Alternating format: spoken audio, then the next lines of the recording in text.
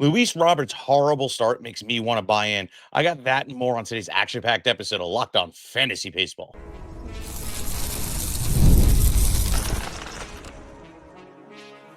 You are Locked On Fantasy Baseball, your daily fantasy baseball podcast. Part of the Locked On Podcast Network, your team every day. Hello, fantasy baseball fanatics, and welcome to the Locked On Fantasy Baseball podcast, brought to you by the Locked On Podcast Network, your team every day. As always, we're your number one source for fantasy baseball knowledge, and thank you for making us your first listen each and every day. I'm your host, Matthew Ane. If you're watching on YouTube, make sure to hit that bell, subscribing to the channel, and give you a notification every time we drop a new episode. And if you're listening on Apple, Spotify, or wherever you get your audio podcasts, make sure to hit that subscribe button as well. And do us a favor and leave a 5-star rating and review. It really helps out the show. This episode is brought to you by Monarch Money. Take control of your finances with Monarch Money. Use the code LOCKEDONMLB at monarchmoney.com to get 50% off your first year. All right, I got a great episode for you.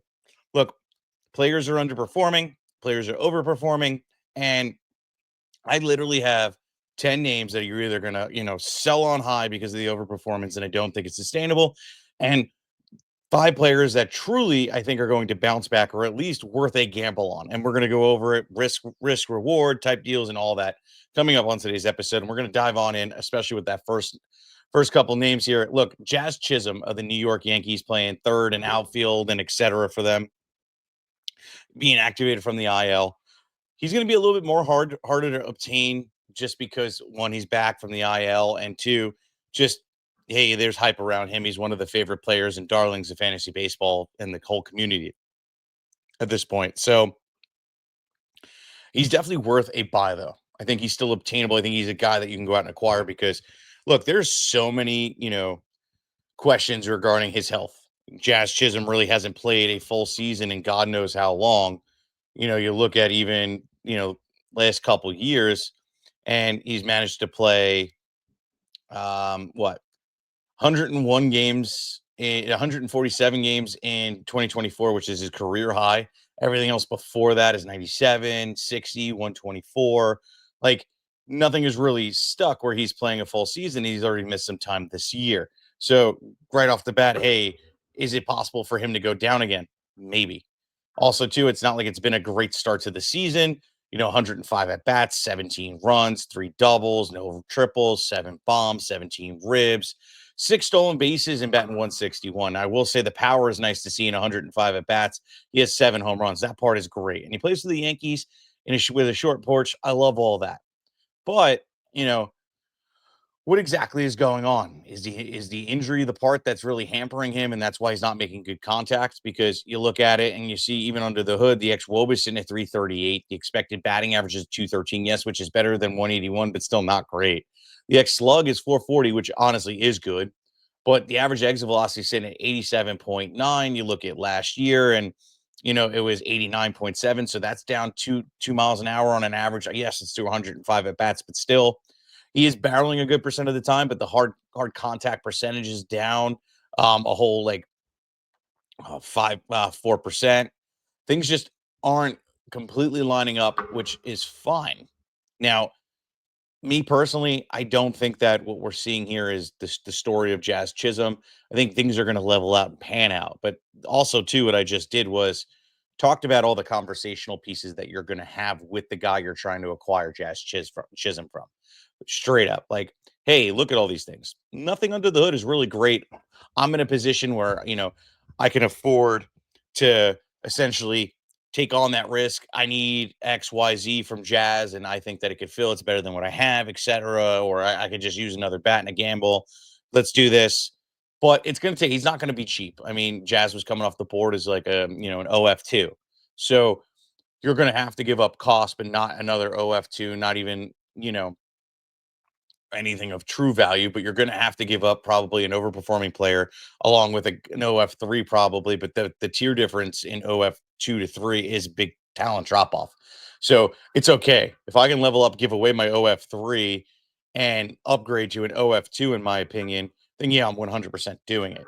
It's the name of the game. Plus, trading away a guy later in our episode, like a Ryan O'Hearn, who's been doing it for 2 months, which is more of a solidified like things to back up in terms of performance and stat sheets is a great, tide changer in the trade talks. You're going to have to give up more than O'Hearn, obviously, but giving up O'Hearn and something, I think gets the job done. O'Hearn is performing, especially in the deeper leagues like 12, 15, 14, etc. AL only. Like you could totally get that trade done because O'Hearn is a player that is overperforming over the top. Jazz Chisholm hasn't, and you might be able to get that trade done, especially with the low talent level that's going to be available in those kind of leagues. But even so, I'm still trying to do it even in 10-man leagues and 8-man leagues, like these shallower leagues too. I'm trying to acquire Jazz. It's just O'Hearn in those leagues may have a little bit less value than in the deeper leagues, but the talent pool out there just isn't as widely available as in those shallower leagues. Let's move on. Let's talk about Luis Robert of the Chicago White Sox playing outfield as well. He's a guy that I want to acquire because what he's doing out on the stat sheet and is actually pretty decent in comparison to, you know, the overall outlook. Why is my computer doing this? All right. So we're going to switch to the phone. Here we go. So even though like the batting average is kind of ugly and things like that, there's some positive signs in there as well. So he's hitting 177 on the season. I get it. But here's all the key parts. Let's go over the whole stat line. 192 at bats, 24 runs, 6 doubles, 5 bombs, 20 ribs, 21 stolen bases. And yeah, he's striking out like a monster, but things are going to be going in a positive direction in that. Look, the average exit velocity is literally the same, 89.9. He's usually an 89-mile-an-hour guy, and he hits 38 home runs when he plays a full season, like he did 2 years ago. Ex-WOBA, expected batting average, is better than what it's translating out on the field in the stat line, so I'm kind of okay with it. The expected slug is better than his actual slug. These are things that are good. This is what you want to see, but obviously we want to see better. So Luis Robert, I think, is in a rut. I don't think he's happy. I think that there's more than just what we're seeing out on the field. I guess is what I'm trying to say. And I really just want to acquire him. He comes at a risk. There is a world where flat out this doesn't pan out. But the beauty of this is a low risk, high reward kind of situation. Look, he's being dropped. He went from being 99% owned to now 79% owned and down 3% over the last couple of days on Yahoo. Key parts to pay attention to. I'm trying to acquire him and see if I can take the risk. Obviously, a lot of these owners are frustrated. They drafted him. They thought they were getting a deal or they paid up for him.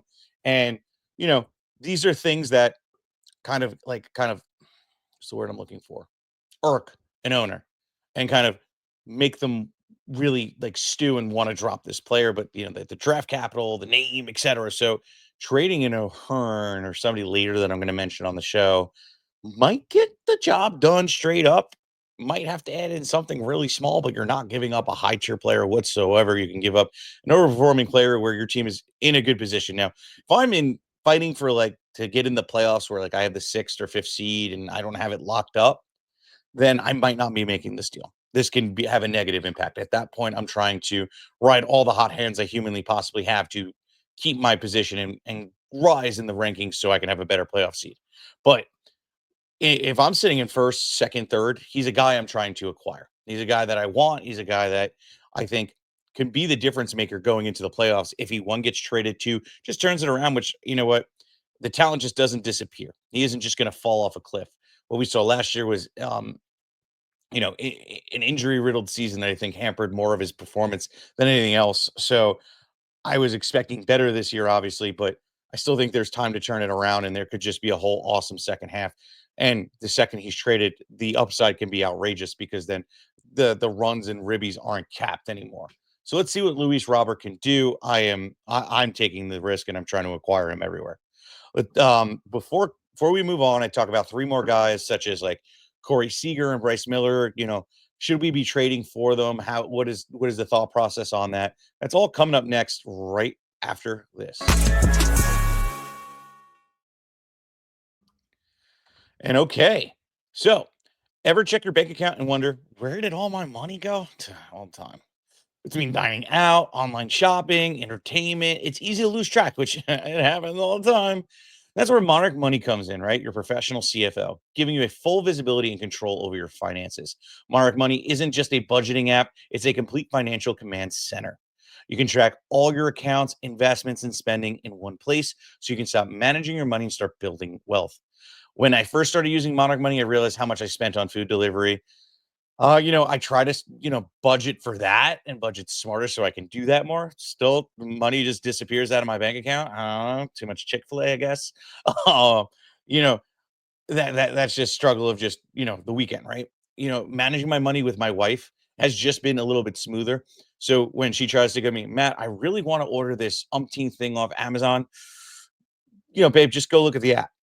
Oh, yeah, we can't really do that right now. Yeah, no, no, yeah, no, you know what I'm trying to say. So thank you for making it a little bit easier for me, Monarch Money. So you can just get your personal accounts all together and set goals and be on the same page without stress, which is absolutely wonderful. Take control of your finances with Monarch Money. Use the code locked on MLB at monarchmoney.com to get 50% off your first year. That's monarchmoney.com, code locked on MLB for half off your first year.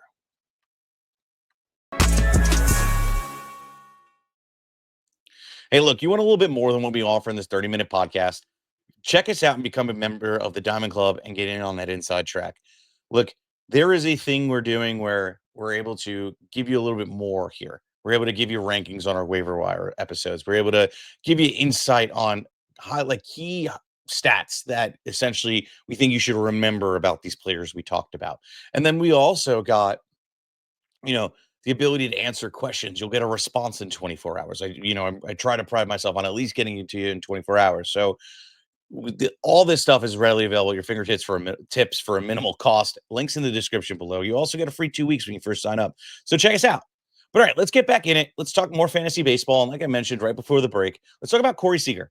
Corey Seager playing for those Texas Rangers at shortstop. And look, Corey Seager is somebody obviously you want on your team. Seager is just a guy that I'll bring back an old saying from me.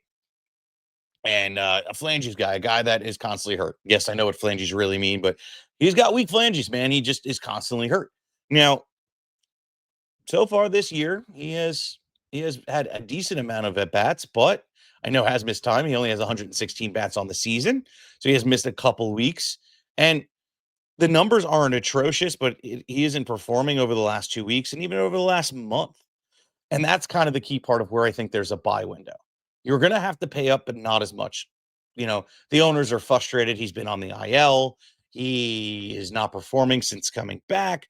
There's things that is just frustrating. Is it the hamstring injury? Maybe, but who knows? But Corey Seager has just always been good when he returns from these, annoying injuries. It's just the most frustrating thing when it happens. So if he plays from here on out and gets, 120 games, which 130 games, I think is possible. It's in the realm of possibility. Even if he misses another week, you're still going to get a good season out of him. Look at what he did last year. 475 at bats, 68 runs, 21 doubles, 30 bombs, 74 ribs, batted 278. And he was even valuable in points leagues because he had 53 walks to 96 strikeouts. These are things that I'm I want. I understand, hey, he might get hurt a little bit more time. And there's a risk going along with it, but I'm also I wanted him on my team. I want to be a part of that because you know what that means? He hasn't really done anything this year. Like I said, he only has, 6 home runs on the season. If he has another 24 in him to get to the 30 to repeat the amount of at-bats that he had last year, that means there's going to be an amazing run. That means you're going to benefit and he's going to wing you weeks. So I'm going to try and acquire him. And that is really just the focus on it. So what we're going to do is we're going to try and throw an overperforming player. We're going to also try and buy in, get a guy like Pena, who is a lower guy who's really performing right now, who I think is overperforming as well, but also isn't a bad trade. And say, look, here's your Corey Seager, you know, a guy that isn't performing, that's been hurt. Let me take him off your hands. Here's Pena, who's having an amazing season right now. Truly. 31 runs, 9 bombs, 30 ribs, 10 stolen bases, batting 309. Great season. But what's his ceiling? Is it Corey Seager's ceiling? Even if Corey Seager only gets 475 at bats and plays another 120, 130 games? No, it's not. So I'd rather have Seager in that. And I'm leveling up in tiers. So yeah, I might be giving up the short term, but at the same time, I'm acquiring a higher tier player that's going to have a better output for my team and help me win weeks. Whereas Pena is just going to be a good contributor week in and week out. So for me, I'm doing it. I'm going to do that and trade, and I'm trying to get Seager because you're going to pay a price, but it's not a bad price. You're going to have other players that were you drafted much higher. Penny was drafted in the low top 100, if not outside the top 100. So great moves. I'm totally doing it. Can he keep up this pace? Absolutely not. So Corey Seager is a guy I'm trying to acquire, a guy that I think we should make moves on. And again, if you're in a position where you're not holding on to it, this might not be a guy you want to go out and acquire just because you need to maintain your winnings and every contributor is more valuable than a guy that you're, pretty much taking a gamble on. Well, he's not really a gamble, more of like a being patient with and waiting for him to turn it around. So, yeah, unless this guy's on a first place team, then they're doing exactly what we're doing, except he didn't have to trade for him. He just has him. So, see what's going on. I think he's a guy that you need to go out and try and acquire. Let's move on. Let's talk about Bryce Miller, of those Seattle Mariners starting pitcher. And he's a guy that Bryce Miller, I think, needs to be acquired. So Bryce Miller, another guy, has been struggling of late. Last couple starts have been ugly. 6.75 ERA against Minnesota, 12.6 ERA against Toronto, the Athletics, 9 ERA. It's just been up and down and bad starts after bad start. And you know what? Bryce Miller was being drafted pretty high. Bryce Miller had a great year last year for his rookie season. Believe it was at least, sub 3 ERA with a 2.94 ERA, 171 strikeouts or 180 innings, and a 0.98 whip. Look, under the hood, it looks ugly. Every pitch is flat. Fastball velocity is still fine, but he's giving up hard contact. The average exit velocity against him is 91 miles an hour. He's not really creating the whiffs. He's not getting ground balls. He's still giving up hard contact 42% of the time. He's not even striking, creating whiffs. Like, these are things that we'd like to see better. But the thing about Bryce Miller is he's not really known for, getting guys to chase, creating whiffs, etc. Right? Like, he is a guy that just has good stuff and kind of reminds me of Framil Valdez. You look under the hood on Valdez, and you know it's not the most impressive repertoire under the hood. He's just a really good pitcher, and I think Bryce Miller is kind of more on that protocol. Like, he doesn't light up the underlying stats that everybody kind of craves and stares at. He just is good. So I think that this is kind of more of a rough patch, and I want to acquire him. I think you're not going to have to give up too much of a high premium. If anything, they're going to be relieved that they can get something serviceable, and you're able to kind of take that load off him. And I think he's going to have a better second half. So Bryce Miller is a guy I'm trying to acquire and get on my team, 100%. So trade for him immediately. Let's move on because I need to go faster. Jesus Luzardo, starting pitcher for the Philadelphia Phillies, of course, got lit up on Saturday while I'm at the game, unfortunately, and had great seats. Might I add, thank you, Luzardo, for making me have to leave in the fifth. But anyway, I digress. He has been great this year outside of the last couple starts. Actually, outside of the last start. He had a 32 ERA, and people might be frustrated. So he's been so good. He's only had one other bad start with a 5 ERA, and that was back on April 15th against the San Francisco Giants, where he had 5.06 ERA. Everything else has been absolutely incredible. He's been having high K strikeout games. He's been looking really good. All his stuff looks great. But people may be worried that we might be seeing a negative regression, where, okay, we haven't seen this Jesus Luzardo. We knew he had it in him a couple of years ago, but has fallen off and hasn't really returned to glory. And hey, maybe this is the downward turn. For me, a guy that people didn't pay, a lot of money for, high draft capital for. It was a guy that was going at the end of your drafts. I'm going to try and acquire him because he probably does not have a long leash. People might have the excitement about him in some leagues, but there's not a distinct financial attachment to him in terms of draft capital. So you might be able to go out and acquire him on the cheap, especially after this big blowout. And they might forget that, the game before, Zach Wheeler got lit up. So though the Brewers were just lighting up everybody, Christian Yelich has just been on a tear. Who do you want me to say? So I think it was a fluke. I think we have a small buy window before he has a course correction and he's back to being himself. So Jesus Luzardo is a guy that I need to go out and trade. trade for, because I think that, quite honestly, he's a guy that is going to still have some value and is not going to let that one start define him. So, coming up next, I have guys now that we need to sell high on. And some are going to be some dynasty driven, some are going to be, redraft league driven, and that's all coming up next.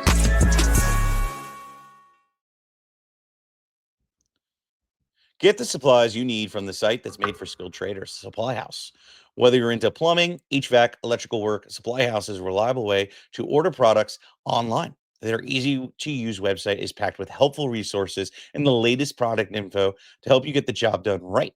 Plus, with complete inventory of over 200,000 parts from 400 plus top brands, you'll find exactly what you need delivered fast from coast to coast. Need help with an order? Supply House offers expert support and industry leading services, so you'll always talk to a real person. And the pros program looks. I'm sorry. And for a trade pros looking for an extra edge, their free Trade Master program offers exclusive perks like dedicated phone lines, free shipping, and discounts on every order. Thousands of skilled professionals already are taking advantage. Now is your turn. Join the Trade Master program today at supplyhouse.com/TM and start ordering plumbing, HVAC, electrical supplies with just a few clicks. Plus, use the promo code SH5 for 5% off your first order. That's supplyhouse.com.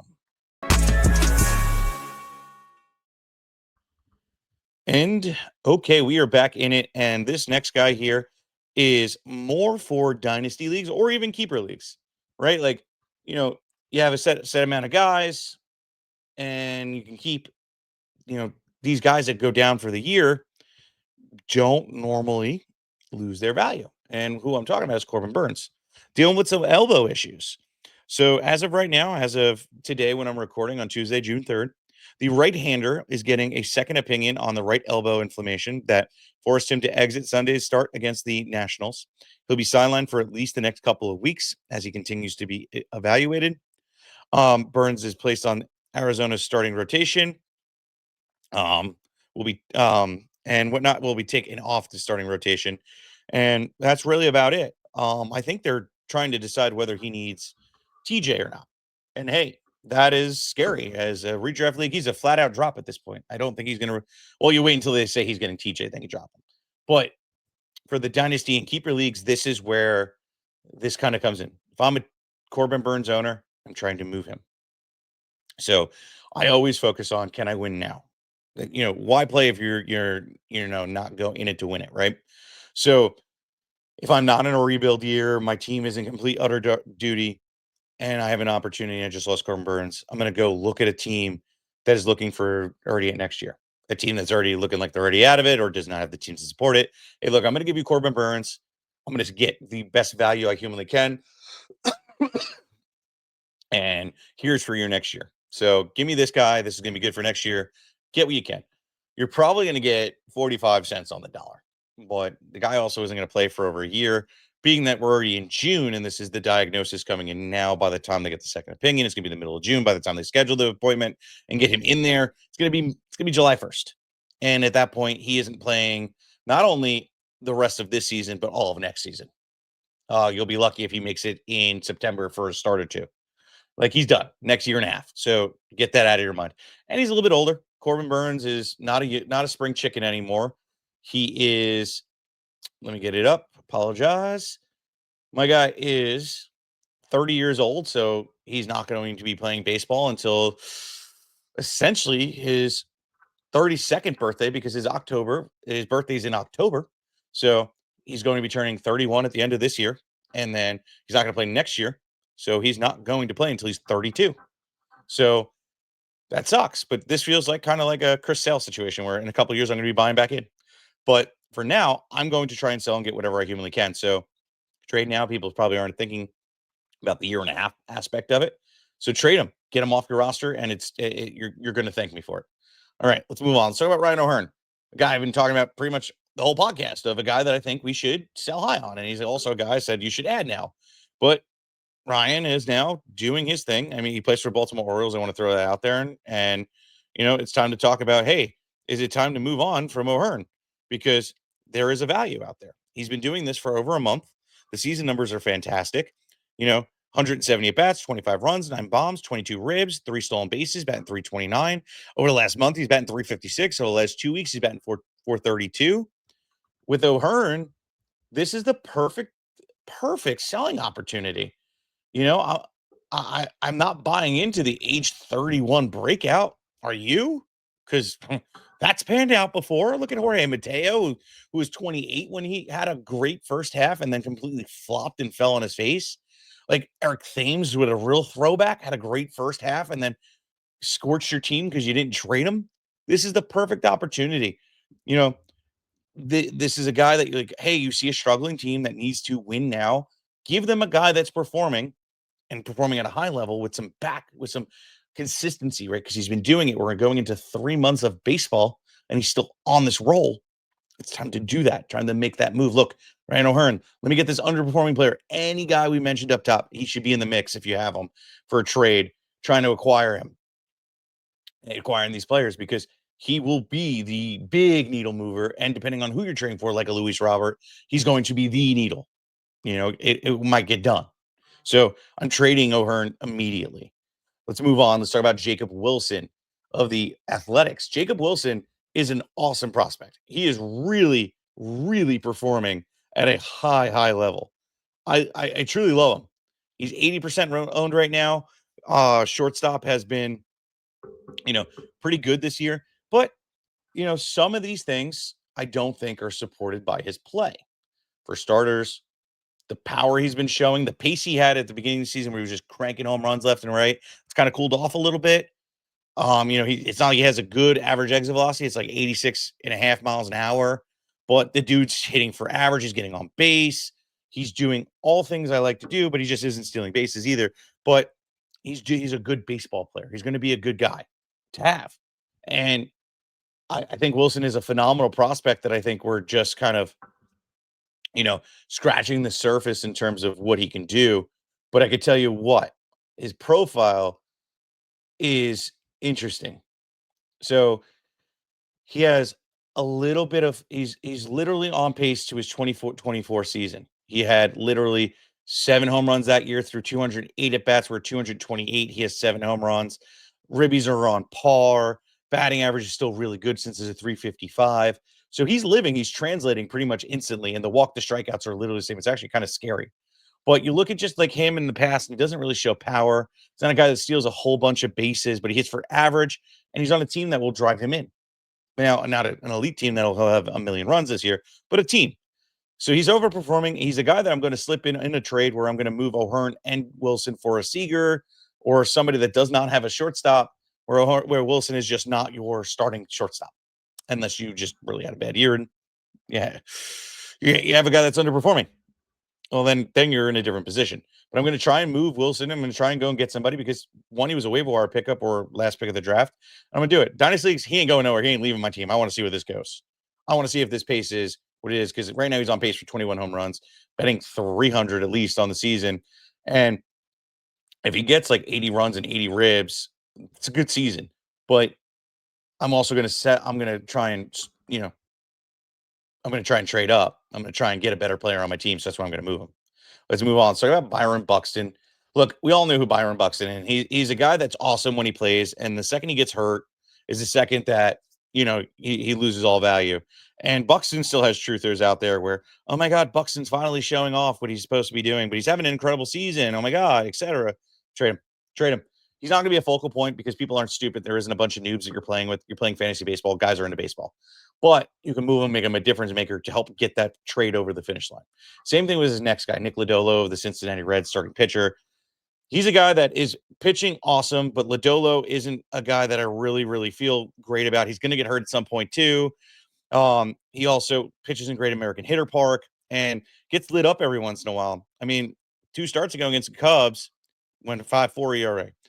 Right before, a little bit before that, the White Sox 5.06 ERA. The Washington hit him up for 10. Miami hit him up for 4.76. Seattle hit him up for 7.71. But on the season, he has a 3.10 ERA over the last month, a 2.86 ERA. He's going to have blow-up games. He's going to give up home runs, and he's going to get himself in trouble. So I'm going to move Nick Lodolo at all costs. So he's definitely a sell high for me. And why the hell not? I think that you can go out and get a better player, and he's going to be a piece. He has a name where there's going to be able to sell him for a pretty decent price. So trade him. So guys, thank you. Please like, subscribe, comment, rate, review, do everything you can to share this show. I truly appreciate it. So does Dom. Dom will be back with us hopefully tomorrow. And when you're done, check out our boy Sully over at Locked On MLB for more great MLB coverage. And make sure to check us out and become a member of the Insider Track. Peace out, guys.